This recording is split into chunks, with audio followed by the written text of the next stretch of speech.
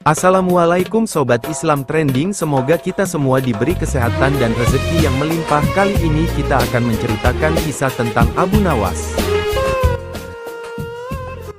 Al-Kisah, pada suatu malam dalam tidurnya Baginda Raja Harun al-Rasyid bermimpi bertemu seorang lelaki tua. Dalam mimpinya laki-laki itu tua berpesan kepadanya jika negeri yang dipimpinnya akan ditimpa musibah. Oleh sebab itu, agar dapat menghindari bencana itu ia harus mengusir seorang penduduk negerinya yang bernama Abu Nawas. Esoknya setelah ia terbangun Baginda Raja mulai gelisah hatinya mengingat mimpi yang dialami semalam. Ia kemudian memerintahkan kepada pesuruhnya untuk menghadirkan Abu Nawas ke istana.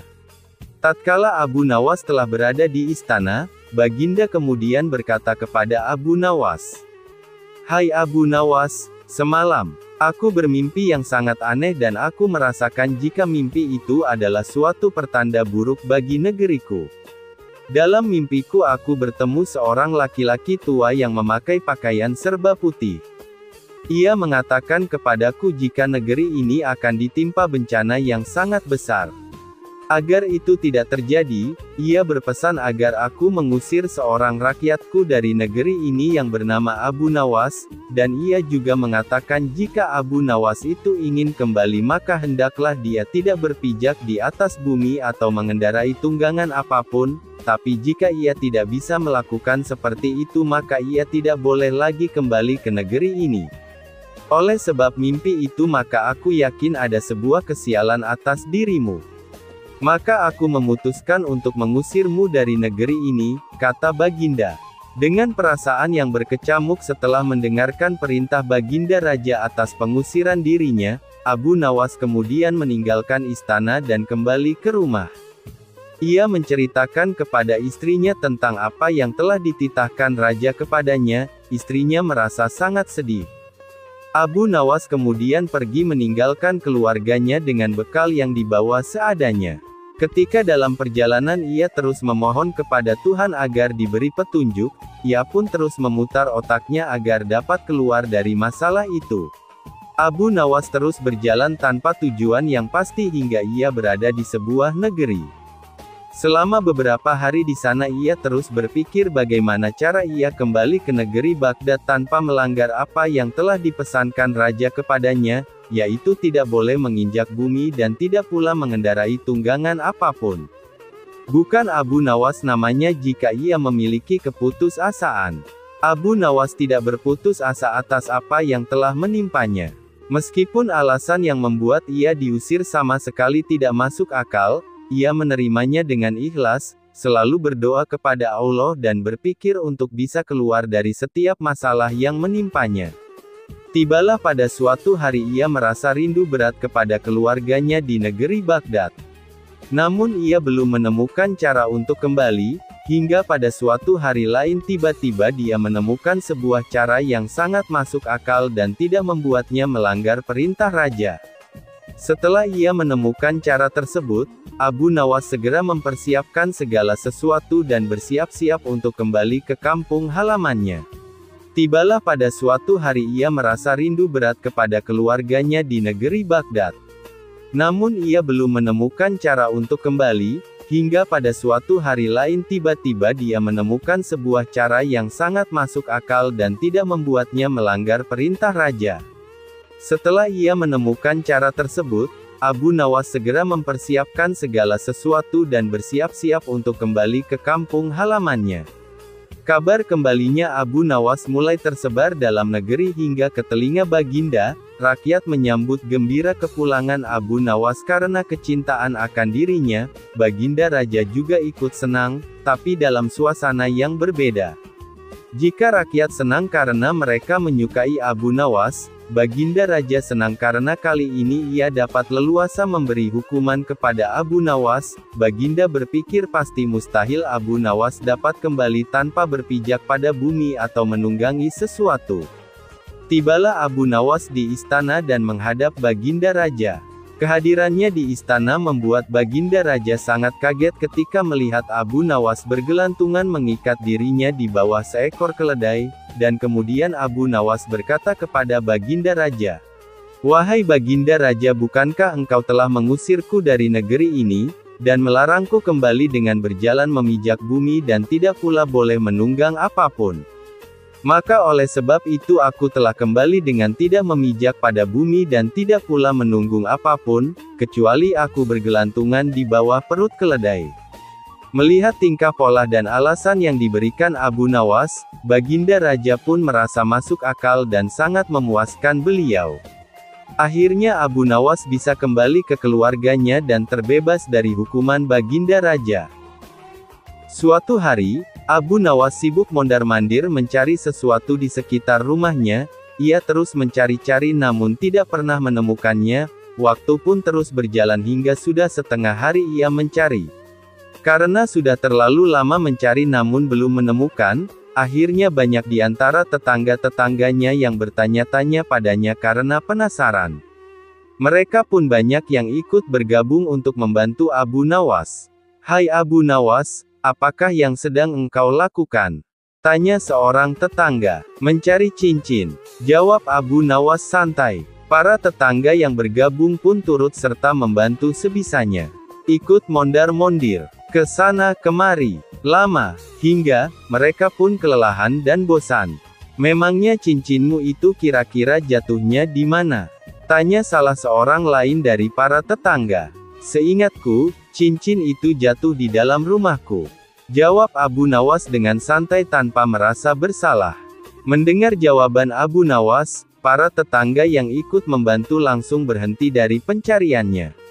Sebagian ada yang marah dan langsung pergi. Sedangkan sebagian lainnya tetap tinggal. "Jika jatuh di dalam rumah, mengapa engkau mencarinya di luar rumah?" tanya salah satu tetangga yang tinggal. Sejenak menghela nafas, Abu Nawas pun memberikan alasan. "Bukankah kita sering melakukan itu, saudara-saudaraku? Seringkali kita mencari penyebab di luar kita atas berbagai persoalan yang kita hadapi." Abu Nawas kemudian menambahkan, "Bahkan, kita menyalahkan pihak lain saat ditimpa masalah, dan menjadikan orang-orang di luar kita sebagai penyebab utama atas persoalan yang melilit diri kita sendiri. Sama dengan catatan sama dengan. Semoga kisah di atas dapat kita ambil pelajarannya."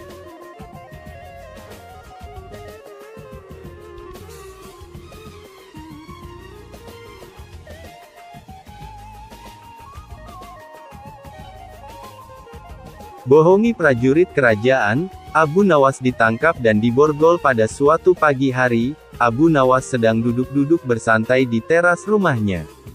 Beberapa saat kemudian, datanglah beberapa prajurit. "Pak Tua, di manakah aku bisa menemukan tempat untuk bersenang-senang di daerah sekitar sini?" tanya seorang prajurit yang ternyata komandan prajurit. "Kalau tidak salah di sebelah sana," jawab Abu Nawas malas-malasan. "Di manakah tempat itu?" tanya prajurit lainnya dengan sifat yang tidak menghargai. "Pergilah ke arah sana, lurus tanpa belok-belok, maka kalian akan menjumpai tempat untuk bersenang-senang," jawab Abu Nawas. Rombongan tentara kerajaan itu akhirnya pergi juga menuju tempat yang sudah ditunjukkan oleh Abu Nawas. Setelah beberapa saat, kagetlah mereka semua karena tempat yang mereka cari tidak ditemukan, kecuali hanya sebuah komplek kuburan yang sangat luas. Dan tentu saja hal ini membuat para prajurit berang karena merasa telah ditipu oleh Abu Nawas. Mereka pun kembali lagi ke tempat Abu Nawas. "Wahai Pak Tua, keluarlah engkau. Kenapa engkau berani sekali membohongi kami?" tanya sang komandan yang tidak tahu kalau yang diajak bicara itu sebenarnya adalah Abu Nawas, si penasehat kerajaan. "Siapakah engkau ini? Berani sekali membohongi kami?" tanya salah seorang prajurit. "Aku adalah Abdi," jawab Abu Nawas, terkesan asal bicara. Komandan dan para prajurit merasa geram dan marah. "Prajurit, tangkap dia," perintah komandan kepada anak buahnya. "Engkau akan aku bawa ke panglima kami," kata komandan kepada Abu Nawas. Rupanya Abu Nawas dihadapkan ke panglima kerajaan. "Wahai Panglima, kami telah menangkap seorang pembohong yang berani membohongi pasukan kerajaan," kata komandan melaporkan. Panglima bersikap biasa saja. Bahkan, dia memerintahkan kepada prajurit untuk melepaskan borgol di tangan Abu Nawas. Komandan dan para prajurit terkejut dan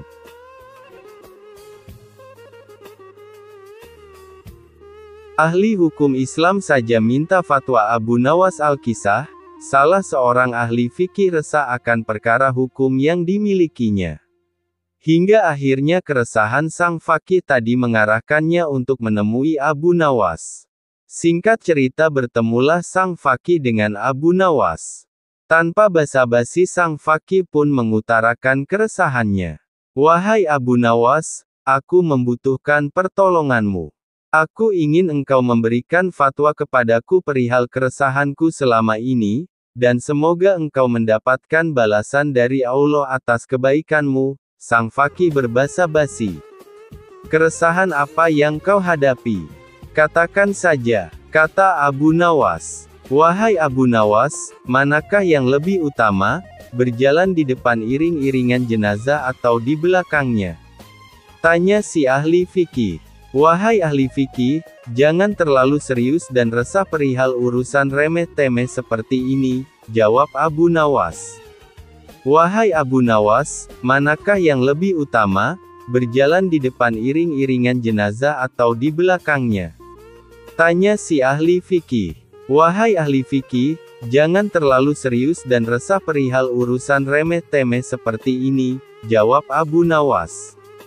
"Lantas fatwa apa yang bisa kau beri padaku perihal perkara ini?" sergah sang ahli fikih penasaran.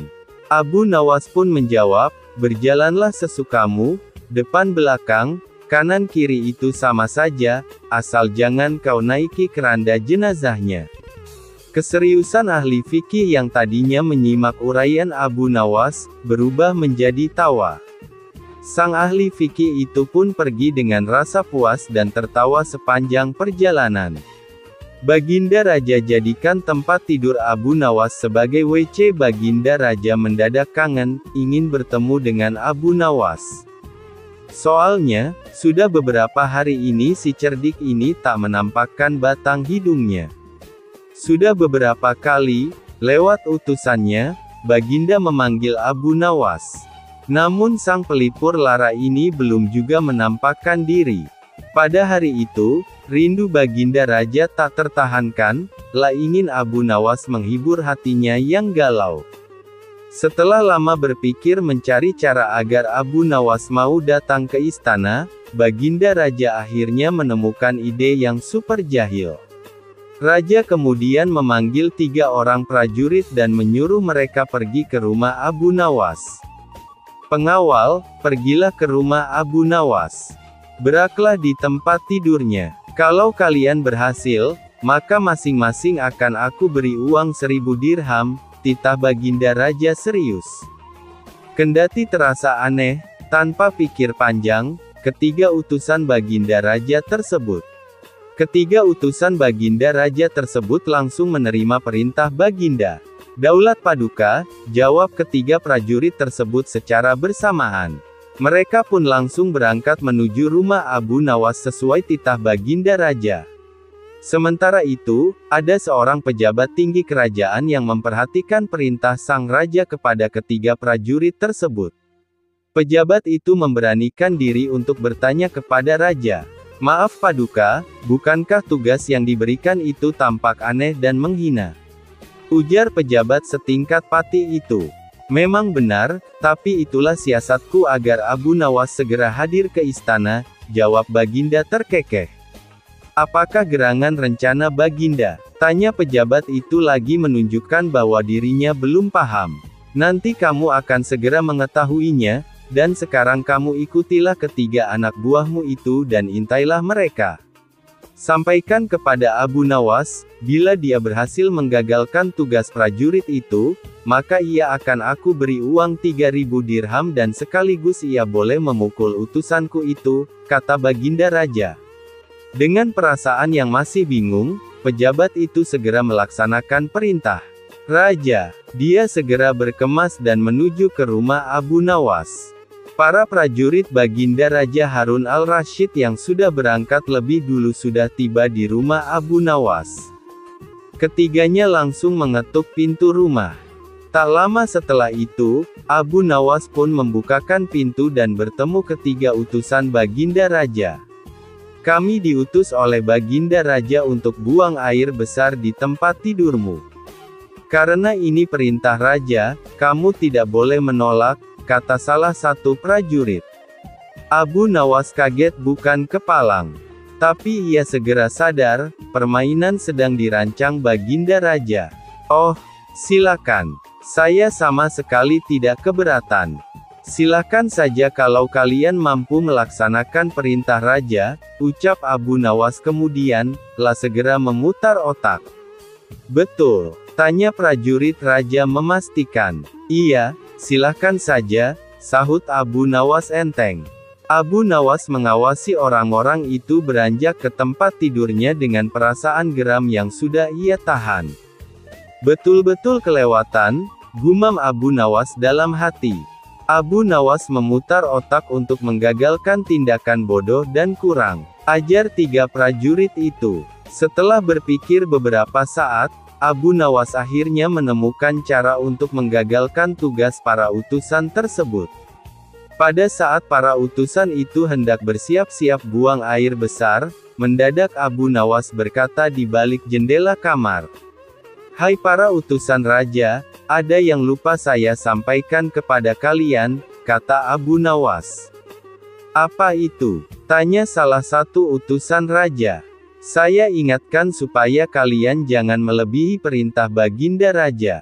Jika kalian melanggar, saya akan pukul kalian dengan sebuah pentungan besar dan setelah itu saya akan laporkan kepada Baginda bahwa kalian melanggar perintahnya, ancam Abu Nawas. Dengan cekatan Abu Nawas segera mengambil sebatang kayu besar yang ada di dapur rumahnya, kemudian berlari kembali ke kamarnya dengan membawa pentungan kayu besar itu. Hai, apa maksudmu tadi Abu Nawas? Tanya salah satu utusan. Ingat, perintah Raja hanya buang air besar saja dan tidak boleh lebih dari itu, jawab Abu Nawas. Iya, benar, jawab utusan Raja. Aku ulangi lagi, hanya buang air besar saja. Tidak boleh lebih. Ingat, tidak boleh kencing, tidak boleh buka celana, tidak boleh cebok. Hanya buang air besar saja. Tegas Abu Nawas. Mana mungkin. Itu tidak mungkin, kami juga harus buka celana dan kencing, protes salah satu utusan. Aku akan pukul kalian sekeras-kerasnya jika kalian melanggar perintah Raja, sahut Abu Nawas kembali mengancam. Ketiga utusan Baginda Raja tersebut hanya bisa saling pandang kebingungan dengan ucapan Abu Nawas. Di tengah kebingungan tersebut, tiba-tiba ada suara yang memanggil Abu Nawas. Rupanya suara tersebut datang dari pejabat tinggi kerajaan. Melihat kedatangannya, Abu Nawas dan ketiga utusan Raja segera berkumpul untuk menemui suara tersebut. Aku sudah mendengar perdebatan kalian. Baginda Raja memang memerintahkan para utusan untuk berak di tempat tidurmu. Jika mereka sanggup, masing-masing akan mendapatkan 1000 dirham. Jika mereka gagal, maka mereka boleh engkau pukul sesuka hatimu, kata petinggi kerajaan tersebut. Oh, begitu. Lalu hadiah dari Baginda untukku berapa tuanku? Tanya Abu Nawas. Oh, begitu. Lalu hadiah dari Baginda untukku berapa tuanku? Tanya Abu Nawas dengan mata berbinar. Sekarang juga engkau boleh menghadap Baginda Raja untuk menerima 3000 dirham, jawab pejabat itu. Mendengar itu, Abu Nawas dibuat kaget serta gembira. Sebelum menghadap Baginda Raja, Abu Nawas kembali mengambil pentungannya lalu mengejar ketiga utusan Raja yang hampir buang air besar di ranjangnya. Ketiga utusan itu pun lari terbirit-birit. Abu Nawas, Baginda Raja sangat yakin engkau dapat mengatasi masalah ini. Baginda memang menginginkan kehadiranmu di istana untuk menghibur hatinya yang saat ini sedang gundah gulana, jelas pejabat tinggi kerajaan tersebut sambil tertawa. Abu Nawas setuju. Mereka pun berangkat menuju istana untuk memenuhi panggilan Baginda Raja sekaligus mengambil hadiah 3.000 dirham. Kisah Abu Nawas kali ini akan menceritakan tentang khutbah salat Jumat yang bertopik api neraka. Abu Nawas dikenal sebagai mubalik oleh tetangga dan warga sekitarnya, dan tak jarang ada orang yang berkunjung ke rumahnya hanya sekedar bersilaturahmi dan meminta petunjuk agar usaha yang dijalankannya berjalan lancar dan diridai Allah SWT. Namun satu hal pesan dari Abu Nawas ini, bahwa Abu Nawas tak bisa memberikan janji. Hanya saja dirinya mengingatkan agar selalu ingat kepada Allah SWT dengan jalan bersedekah. Hari Jumat telah tiba. Abu Nawas yang ditunjuk menjadi imam sekaligus khatib untuk memberikan ceramah pun bersiap berangkat ke masjid. Abu Nawas segera mandi dan berpakaian rapi. Setelah berpamitan dengan istrinya, Abu Nawas lalu melangkahkan kakinya menuju masjid.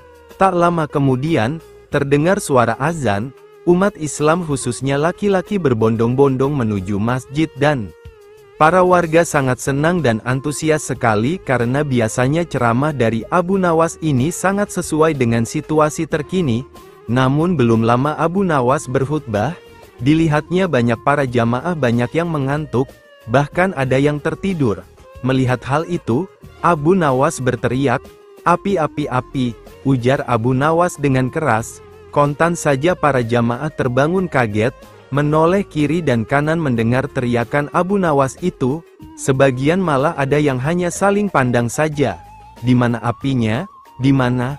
teriak jamaah. Abu Nawas yang melihat para jamaah terbangun dan panik, lantas Abu Nawas meneruskan khutbahnya tanpa peduli pertanyaan para jamaah mengenai letak apinya.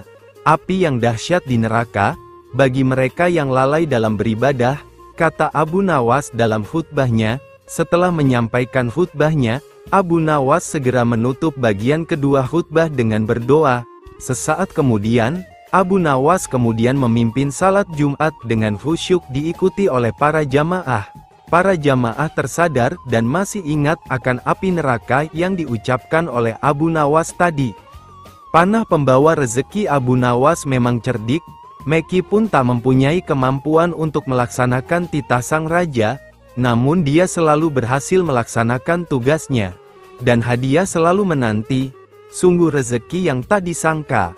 Suatu ketika Abu Nawas diundang oleh Raja Harun ar-Rasyid untuk makan bersama. Maka berangkatlah para pengawal kerajaan untuk menjemput Abu Nawas di rumahnya.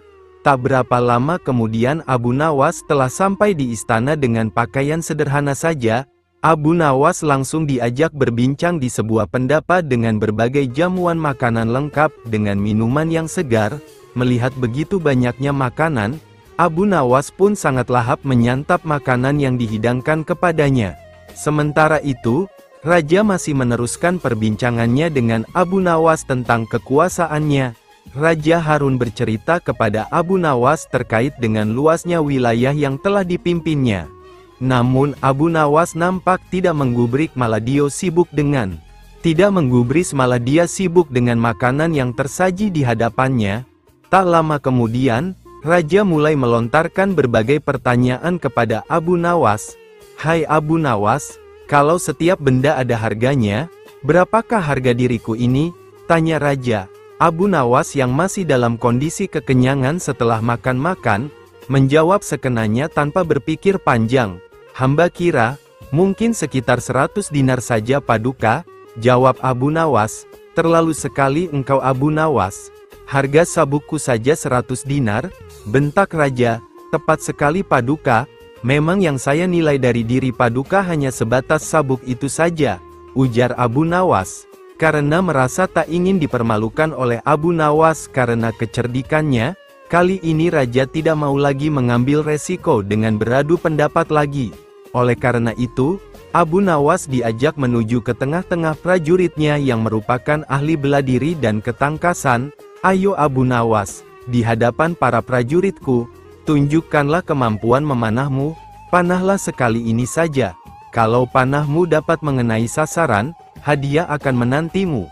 Tapi kalau gagal, engkau akan aku penjara," kata Raja. Abu Nawas pun bergegas mengambil busur dan anak panah. Dengan memantapkan hati, Abu Nawas membidik sasaran dan mulai memanah, namun panahnya meleset dari sasaran. Dari pengamatan saya, ini adalah gaya memanah para makelar tanah, ujar Abu Nawas untuk menutupi kelemahannya. Sesaat kemudian, Abu Nawas mencabut sebuah anak panah lagi dan membidik sasaran. Lagi-lagi anak panah yang dibidikkan itu melesat terlalu jauh dari sasaran. Kalau yang ini Paduka, ini gaya juragan buah kalau sedang memanah, sahut Abu Nawas untuk menutupi kelemahannya yang kedua. Untuk yang ketiga kalinya, Abu Nawas kembali mencabut anak panah dan mulai membidiknya. Namun kali ini kebetulan anak panah yang dibidikkan tersebut mengenai sasaran. Nah yang ini Paduka, ini baru gaya Abu Nawas kalau sedang memanah. Saya pun menunggu hadiah yang Paduka janjikan, kata Abu Nawas dengan gembira. Dengan tak bisa menyembunyikan tawanya, Paduka Raja lantas memberikan hadiah kepada Abu Nawas. Dengan kecerdikannya bermain kata-kata yang masuk logika, akhirnya Abu Nawas mendapat hadiah.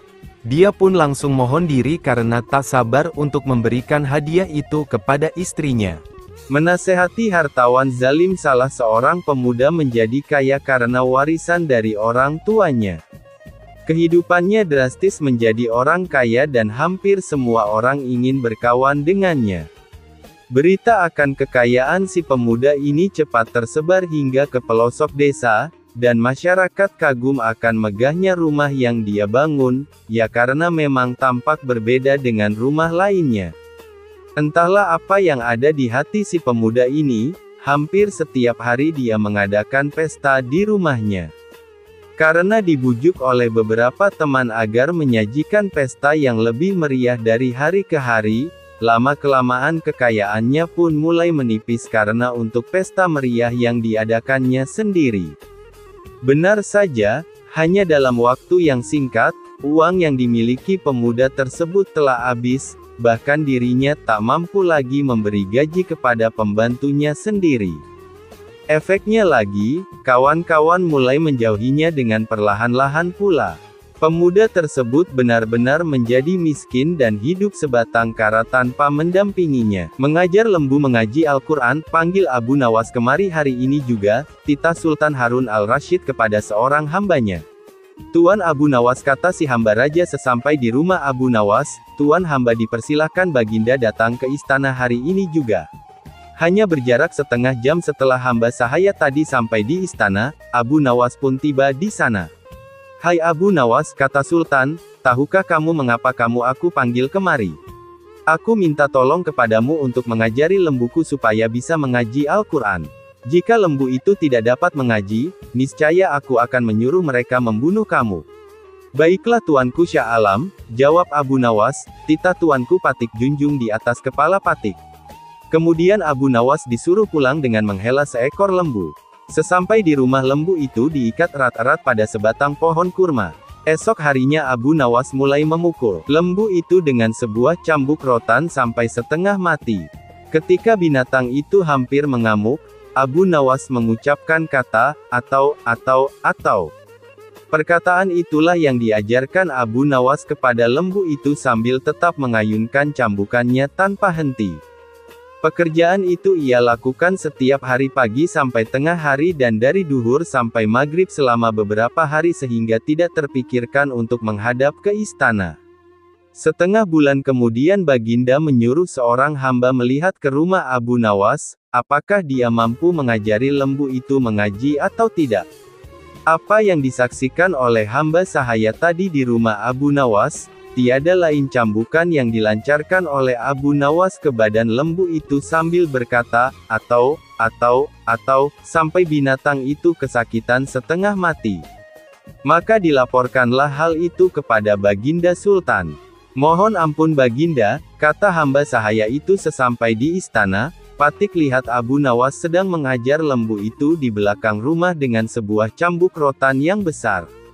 Jika tali pengikatnya tidak kuat pastilah lembu itu lepas dan mengamuk, yang diajarkan tidak lain hanyalah 3 patah kata, yaitu, atau. Baginda terheran-heran mendengar laporan. Baginda terheran-heran mendengar laporan itu, Setelah berpikir sejenak Baginda bertitah, "Panggil kemari Abu Nawas sekarang juga, aku mau tahu apakah lembu itu sudah bisa mengaji atau belum." Tidak lama kemudian Abu Nawas pun sampai di istana, ia pun datang menyembah. "Hai Abu Nawas, sudahkah engkau mengajari lembuku itu dan apakah lembu itu sudah bisa mengaji Al-Quran?" tanya Baginda Sultan. "Sudah bisa sedikit-sedikit, ya Tuanku Syah Alam," jawab Abu Nawas. "Tadi aku suruh seorang hamba melihat ke rumahmu, katanya engkau mengajari lembu itu kalimat, atau. Aku mau tahu apa artinya perkataan itu." "Ampun keduli Syah Alam," kata Abu Nawas. "Arti, atau, itu adalah jika bukan lembu yang mati, atau hamba, atau tuanku, atau tidak ada salah seorang yang mati, hamba tidak akan puas. Sebab sampai habis umurnya sekalipun, binatang itu tidak akan bisa mengaji Al-Quran. Itu sebabnya binatang itu hamba cambuk agar mati. Dengan demikian hamba senang karena pekerjaan hamba dapat selesai. Atau hamba yang mati, atau paduka yang mati, atau salah satu, barulah habis perkara lembu itu. Tadi aku suruh seorang hamba melihat ke rumahmu, katanya engkau mengajari lembu itu kalimat, atau. Aku mau tahu apa artinya perkataan itu." "Ampun keduli Syah Alam," kata Abu Nawas. "Arti, atau, itu adalah jika bukan lembu yang mati, atau hamba, atau tuanku, atau tidak ada salah seorang yang mati, hamba tidak akan puas. Sebab sampai habis umurnya sekalipun, binatang itu tidak akan bisa mengaji Al-Quran. Itu sebabnya binatang itu hamba cambuk agar mati. Dengan demikian hamba senang karena pekerjaan hamba dapat selesai. Atau hamba yang mati, atau paduka yang mati, atau salah satu, barulah habis perkara lembu itu." Baginda terperanjat di tempat duduknya, tidak dapat berkata sepatah kata pun. Setelah tercenung sejenak, Baginda berkata, "Kalau begitu lembu itu boleh kamu ambil, atau kamu jual, atau kamu buat sate." "Terima kasih banyak-banyak, ya Tuanku Baginda Syah Alam," kata Abu Nawas sambil menyembah hingga kepalanya menyentuh tanah, lapun mohon diri pulang ke rumah dengan langkah ringan dan hati senang.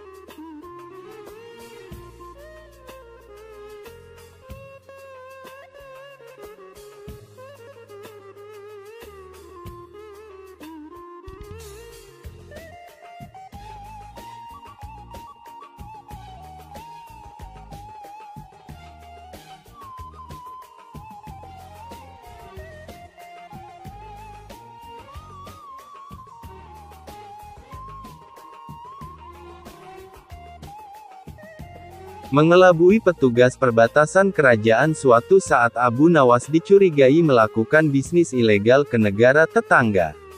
Tetapi setiap kali dia melewati pintu perbatasan, si penjaga perbatasan tidak mampu membuktikan bisnis ilegal tersebut. Apakah yang dilakukan Abu Nawas untuk mengelabui penjaga perbatasan? Ya, berikut kisahnya. Setiap orang di negeri Irak mulai dari anak-anak hingga dewasa mengenal si Abu Nawas. Seperti kali ini, seisi desa merasa keheranan karena Abu Nawas tampak setiap minggunya melakukan perjalanan dari desanya ke desa tetangga yang sudah masuk dalam wilayah kerajaan negara lain. Kali ini, seperti biasanya awal minggu pada suatu bulan, dini hari si Abu Nawas sudah keluar dari rumahnya yang dapat dikatakan sangat sederhana. Di samping rumah sederhana tersebut terdapat kandang kuda yang penghuninya kerap kali berganti. Seperti dini hari itu, Abu Nawas bersiap melakukan perjalanan menuju desa tetangganya sembari menunggang kuda. Keesokan harinya biasanya ia akan pulang ke desanya di negeri Irak tersebut sambil membawa banyak barang. Karuan saja kebiasaan ini menimbulkan pertanyaan bagi Pak Hamid, tetangganya. Sehingga sore itu ketika Abu Nawas pulang dari perjalanan tak urung ditanyakanlah perihal perniagaannya yang membuat warga sekampung bingung. "Hai Abu Nawas, kemanakah engkau beberapa waktu ini? Kalau memang engkau memiliki perniagaan yang baik, tolonglah kau ajak kami," ungkap Pak Hamid. "Ada saja Pak, dan kukira tak akan ada yang mau berniaga sepertiku," jawab Abu Nawas. Bulan berganti bulan, akhirnya Abu Nawas diduga telah melakukan bisnis yang dilarang. Bulan berikutnya kembali Abu Nawas berniat melakukan perniagaannya dan dia harus melalui pintu perbatasan. Si Fulan, petugas penjaga pintu perbatasan memeriksa seluruh barang bawaannya. Namun tidak ada satupun barang yang mencurigakan. Hanya ada bekal dan beberapa keping uang. Keesokan harinya kembali si Fulan berjumpa Abu Nawas di perbatasan. Kali ini Abu Nawas membawa banyak barang yang semua lengkap dengan dokumen yang diperlukan. Fulan tidak dapat membuktikan perihal dugaan bisnis terlarang Abu Nawas. Bahkan karena seringnya perjumpaan tersebut, hubungan keduanya menjadi akrab sampai akhirnya si Fulan dipindahkan dari tempat kerjanya. Suatu waktu bertemulah dua orang yang telah lama tidak jumpa di suatu kesempatan yang tidak terduga. Si Fulan bukan lagi seorang penjaga pintu perbatasan dan dirinya sudah lama pensiun dari pekerjaan itu. Abu Nawas pun sekarang sudah dikenal sebagai saudagar dermawan yang berhasil.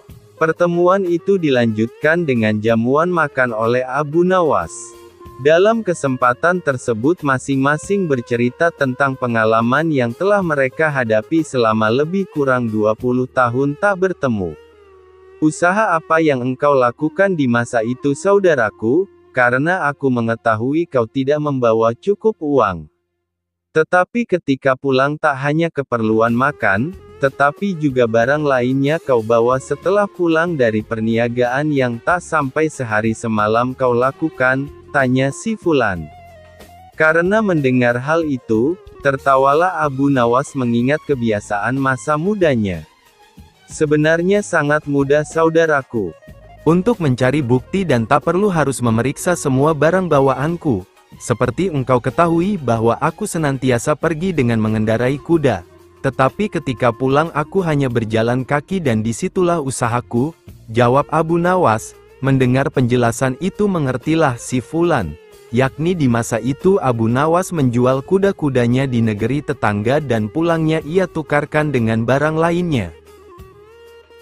Menghindari hujan. Kisah Abu Nawas kali ini menceritakan tentang bagaimana Abu Nawas menghindari hujan agar bajunya tidak basah saat makan siang di tempat peristirahatan baginda saat mereka sedang menuju tempat berburu di hutan.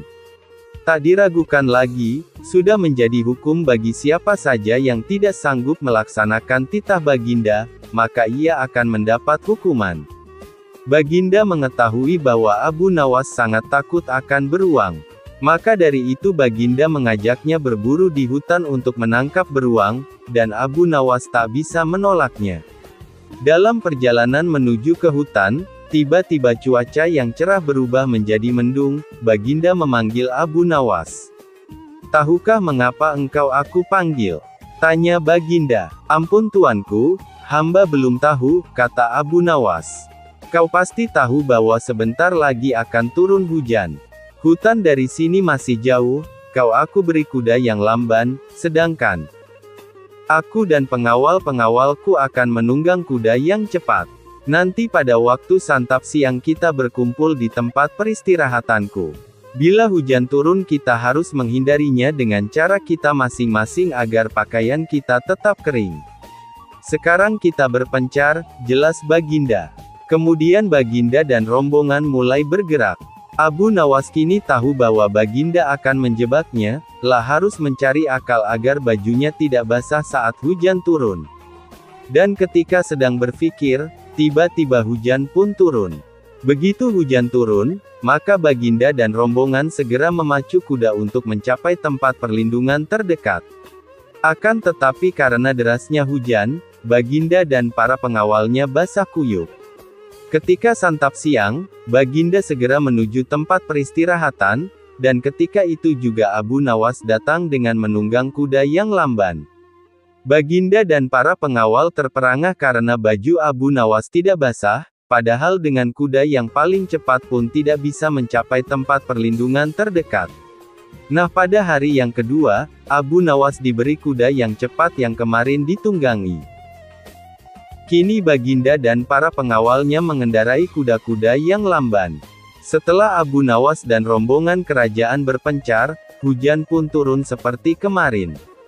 Baginda dan pengawalnya langsung basah kuyup karena kuda yang ditunggangi tidak bisa berlari dengan kencang. Ketika saat bersantap siang tiba, Abu Nawas tiba di tempat peristirahatan lebih dahulu dari Baginda dan pengawalnya. Abu Nawas menunggu Baginda Raja. Selang beberapa saat, Baginda dan para pengawal akhirnya datang juga dengan pakaian yang basah kuyup. Baginda tak sanggup lagi menahan keingintahuan yang selama ini disembunyikan Abu Nawas. Rahasia apakah yang telah dipakai oleh Abu Nawas? Terus terang bagaimana caranya menghindari hujan wahai Abu Nawas? Tanya Baginda. "Mudah tuanku yang mulia," jawab Abu Nawas dengan tersenyum. "Sedangkan aku dengan kuda yang cepat saya tidak sanggup mencapai tempat berteduh terdekat, apalagi dengan kuda yang lamban ini," kata Baginda. "Hamba sebenarnya tidak melarikan diri dari hujan. Tetapi begitu hujan turun, maka hamba secepat mungkin melepas pakaian hamba dan segera melipatnya kemudian saya mendudukinya. Ini hamba lakukan sampai hujan berhenti," jelas Abu Nawas. Ahaha, rupanya dengan diam-diam Baginda Raja mengakui lagi kecerdikan Abu Nawas. Mengajar lembu mengaji Al-Quran, panggil Abu Nawas kemari hari ini juga, titah Sultan Harun al-Rasyid kepada seorang hambanya. "Tuan Abu Nawas," kata si hamba raja sesampai di rumah Abu Nawas, "Tuan hamba dipersilahkan Baginda datang ke istana hari ini juga." Hanya berjarak setengah jam setelah hamba sahaya tadi sampai di istana, Abu Nawas pun tiba di sana. "Hai Abu Nawas," kata Sultan, "tahukah kamu mengapa aku panggil kemari? Aku minta tolong kepadamu untuk mengajari lembuku supaya bisa mengaji Al-Quran. Jika lembu itu tidak dapat mengaji, niscaya aku akan menyuruh mereka membunuh kamu." "Baiklah tuanku Syah Alam," jawab Abu Nawas, "titah tuanku patik junjung di atas kepala patik." Kemudian Abu Nawas disuruh pulang dengan menghela seekor lembu. Sesampai di rumah, lembu itu diikat erat-erat pada sebatang pohon kurma. Esok harinya Abu Nawas mulai memukul lembu itu dengan sebuah cambuk rotan sampai setengah mati. Ketika binatang itu hampir mengamuk, Abu Nawas mengucapkan kata, atau. Perkataan itulah yang diajarkan Abu Nawas kepada lembu itu sambil tetap mengayunkan cambukannya tanpa henti. Pekerjaan itu ia lakukan setiap hari pagi sampai tengah hari dan dari duhur sampai maghrib selama beberapa hari sehingga tidak terpikirkan untuk menghadap ke istana. Setengah bulan kemudian Baginda menyuruh seorang hamba melihat ke rumah Abu Nawas, apakah dia mampu mengajari lembu itu mengaji atau tidak. Apa yang disaksikan oleh hamba sahaya tadi di rumah Abu Nawas, tiada lain cambukan yang dilancarkan oleh Abu Nawas ke badan lembu itu sambil berkata, atau, sampai binatang itu kesakitan setengah mati. Maka dilaporkanlah hal itu kepada Baginda Sultan. Mohon ampun Baginda, kata hamba sahaya itu sesampai di istana. Patik lihat Abu Nawas sedang mengajar lembu itu di belakang rumah dengan sebuah cambuk rotan yang besar. Jika tali pengikatnya tidak kuat pastilah lembu itu lepas dan mengamuk. Yang diajarkan tidak lain hanyalah 3 patah kata, yaitu, atau. Baginda terheran-heran mendengar laporan.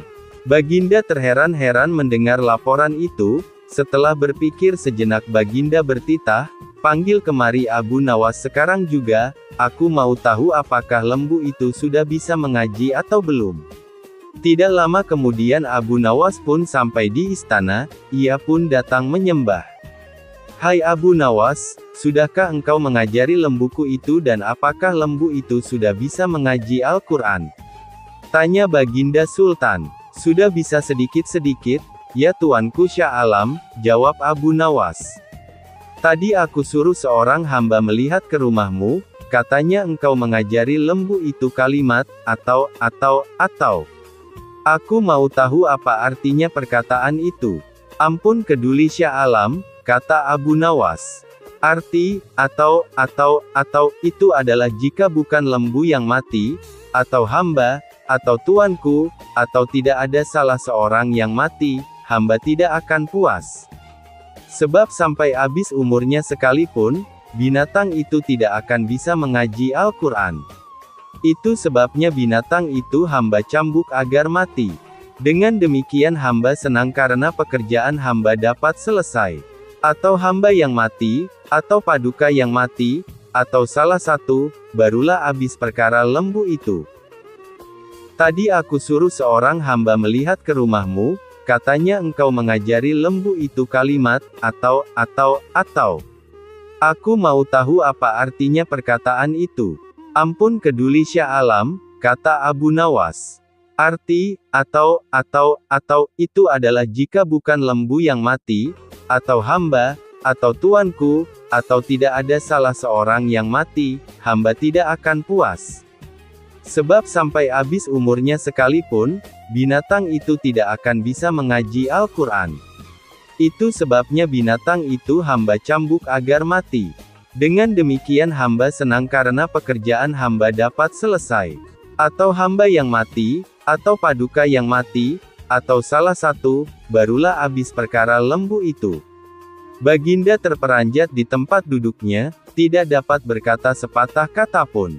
Setelah tercenung sejenak, Baginda berkata, kalau begitu lembu itu boleh kamu ambil, atau kamu jual, atau kamu buat sate. Terima kasih banyak-banyak, ya tuanku Baginda Syah Alam, kata Abu Nawas sambil menyembah hingga kepalanya menyentuh tanah, lapun mohon diri pulang ke rumah dengan langkah ringan dan hati senang. Panah pembawa rezeki Abu Nawas memang cerdik, meskipun tak mempunyai kemampuan untuk melaksanakan titah sang raja, namun dia selalu berhasil melaksanakan tugasnya. Dan hadiah selalu menanti, sungguh rezeki yang tak disangka. Suatu ketika Abu Nawas diundang oleh Raja Harun ar-Rasyid untuk makan bersama, maka berangkatlah para pengawal kerajaan untuk menjemput Abu Nawas di rumahnya. Tak berapa lama kemudian Abu Nawas telah sampai di istana dengan pakaian sederhana saja. Abu Nawas langsung diajak berbincang di sebuah pendapat dengan berbagai jamuan makanan lengkap dengan minuman yang segar. Melihat begitu banyaknya makanan, Abu Nawas pun sangat lahap menyantap makanan yang dihidangkan kepadanya. Sementara itu, Raja masih meneruskan perbincangannya dengan Abu Nawas tentang kekuasaannya. Raja Harun bercerita kepada Abu Nawas terkait dengan luasnya wilayah yang telah dipimpinnya. Namun Abu Nawas nampak tidak menggubris, malah dia sibuk dengan makanan yang tersaji di hadapannya. Tak lama kemudian, Raja mulai melontarkan berbagai pertanyaan kepada Abu Nawas. Hai Abu Nawas, kalau setiap benda ada harganya, berapakah harga diriku ini? Tanya Raja. Abu Nawas yang masih dalam kondisi kekenyangan setelah makan-makan, menjawab sekenanya tanpa berpikir panjang. Hamba kira, mungkin sekitar 100 dinar saja Paduka, jawab Abu Nawas. Terlalu sekali engkau Abu Nawas. Harga sabukku saja 100 dinar, bentak raja. Tepat sekali Paduka, memang yang saya nilai dari diri Paduka hanya sebatas sabuk itu saja, ujar Abu Nawas. Karena merasa tak ingin dipermalukan oleh Abu Nawas karena kecerdikannya, kali ini raja tidak mau lagi mengambil resiko dengan beradu pendapat lagi. Oleh karena itu, Abu Nawas diajak menuju ke tengah-tengah prajuritnya yang merupakan ahli bela diri dan ketangkasan. Ayo Abu Nawas, di hadapan para prajuritku, tunjukkanlah kemampuan memanahmu, panahlah sekali ini saja. Kalau panahmu dapat mengenai sasaran, hadiah akan menantimu. Tapi kalau gagal, engkau akan aku penjara, kata raja.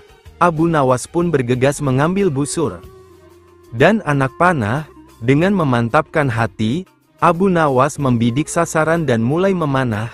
Namun panahnya meleset dari sasaran. Dari pengamatan saya, ini adalah gaya memanah para makelar tanah, ujar Abu Nawas untuk menutupi kelemahannya. Sesaat kemudian, Abu Nawas mencabut sebuah anak panah lagi dan membidik sasaran. Lagi-lagi anak panah yang dibidikkan itu melesat terlalu jauh dari sasaran. Kalau yang ini Paduka, ini gaya juragan buah kalau sedang memanah, sahut Abu Nawas untuk menutupi kelemahannya yang kedua. Untuk yang ketiga kalinya, Abu Nawas kembali mencabut anak panah dan mulai membidiknya.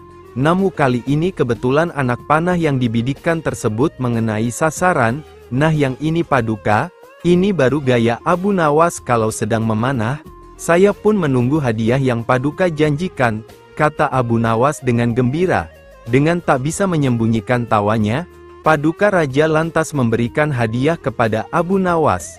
Dengan kecerdikannya bermain kata-kata yang masuk logika, akhirnya Abu Nawas mendapat hadiah. Dia pun langsung mohon diri karena tak sabar untuk memberikan hadiah itu kepada istrinya. Menasehati hartawan zalim. Salah seorang pemuda menjadi kaya karena warisan dari orang tuanya. Kehidupannya drastis menjadi orang kaya dan hampir semua orang ingin berkawan dengannya. Berita akan kekayaan si pemuda ini cepat tersebar hingga ke pelosok desa, dan masyarakat kagum akan megahnya rumah yang dia bangun, ya karena memang tampak berbeda dengan rumah lainnya. Entahlah apa yang ada di hati si pemuda ini, hampir setiap hari dia mengadakan pesta di rumahnya. Karena dibujuk oleh beberapa teman agar menyajikan pesta yang lebih meriah dari hari ke hari, lama-kelamaan kekayaannya pun mulai menipis karena untuk pesta meriah yang diadakannya sendiri. Benar saja, hanya dalam waktu yang singkat, uang yang dimiliki pemuda tersebut telah habis, bahkan dirinya tak mampu lagi memberi gaji kepada pembantunya sendiri. Efeknya lagi, kawan-kawan mulai menjauhinya dengan perlahan-lahan pula. Pemuda tersebut benar-benar menjadi miskin dan hidup sebatang kara tanpa mendampinginya. Menjauhinya dengan perlahan-lahan pula. Pemuda tersebut benar-benar menjadi miskin dan hidup sebatang kara tanpa seorang pun yang mendampinginya. Pemuda itu berniat mendatangi Abu Nawas agar kembali mendapatkan berkah. Pemuda itu mengutarakan maksudnya, uang saya sudah habis dan kawan-kawan saya telah meninggalkanku, apa yang seharusnya aku lakukan, keluh pemuda itu. Jangan khawatir, segalanya akan normal kembali, tunggu saja beberapa hari ini, kau akan kembali tenang dan bahagia, tutur Abu Nawas. Jadi saya akan segera kembali kaya, kata pemuda itu girang. Bukan begitu maksudku, kau salah tafsir. Maksudku dalam waktu yang tidak terlalu lama kau akan terbiasa menjadi orang yang miskin dan tidak mempunyai teman, jelas Abu Nawas kepada pemuda tersebut. Kemudian Abu Nawas menjelaskan bahwa apa yang diterima dan dialami oleh pemuda tersebut adalah akibat dari apa yang dilakukannya sendiri. Selain itu, dirinya pun tak pernah sekalipun untuk berusaha mengelola harta yang dimilikinya. Kisah Abu Nawas kali ini akan menceritakan tentang khutbah salat Jumat yang bertopik api neraka. Abu Nawas dikenal sebagai mubalik oleh tetangga dan warga sekitarnya, dan tak jarang ada orang yang berkunjung ke rumahnya hanya sekedar bersilaturahmi dan meminta petunjuk agar usaha yang dijalankannya berjalan lancar dan diridai Allah SWT. Namun satu hal pesan dari Abu Nawas ini, bahwa Abu Nawas tak bisa memberikan janji. Hanya saja dirinya mengingatkan agar selalu ingat kepada Allah SWT dengan jalan bersedekah. Hari Jumat telah tiba, Abu Nawas yang ditunjuk menjadi imam sekaligus khatib untuk memberikan ceramah pun bersiap berangkat ke masjid. Abu Nawas segera mandi dan berpakaian rapi. Setelah berpamitan dengan istrinya, Abu Nawas lalu melangkahkan kakinya menuju masjid. Tak lama kemudian, terdengar suara azan. Umat Islam khususnya laki-laki berbondong-bondong menuju masjid dan para warga sangat senang dan antusias sekali karena biasanya ceramah dari Abu Nawas ini sangat sesuai dengan situasi terkini. Namun belum lama Abu Nawas berkhutbah, dilihatnya banyak para jamaah banyak yang mengantuk, bahkan ada yang tertidur. Melihat hal itu, Abu Nawas berteriak, "Api, api, api," ujar Abu Nawas dengan keras. Kontan saja para jamaah terbangun kaget, menoleh kiri dan kanan mendengar teriakan Abu Nawas itu. Sebagian malah ada yang hanya saling pandang saja. "Di mana apinya? Di mana?" teriak jamaah. Abu Nawas yang melihat para jamaah terbangun dan panik, lantas Abu Nawas meneruskan khutbahnya tanpa peduli pertanyaan para jamaah mengenai letak apinya. "Api yang dahsyat di neraka, bagi mereka yang lalai dalam beribadah," kata Abu Nawas dalam khutbahnya. Setelah menyampaikan khutbahnya, Abu Nawas segera menutup bagian kedua khutbah dengan berdoa. Sesaat kemudian, Abu Nawas kemudian memimpin salat Jumat dengan khusyuk diikuti oleh para jamaah. Para jamaah tersadar dan masih ingat akan api neraka yang diucapkan oleh Abu Nawas tadi.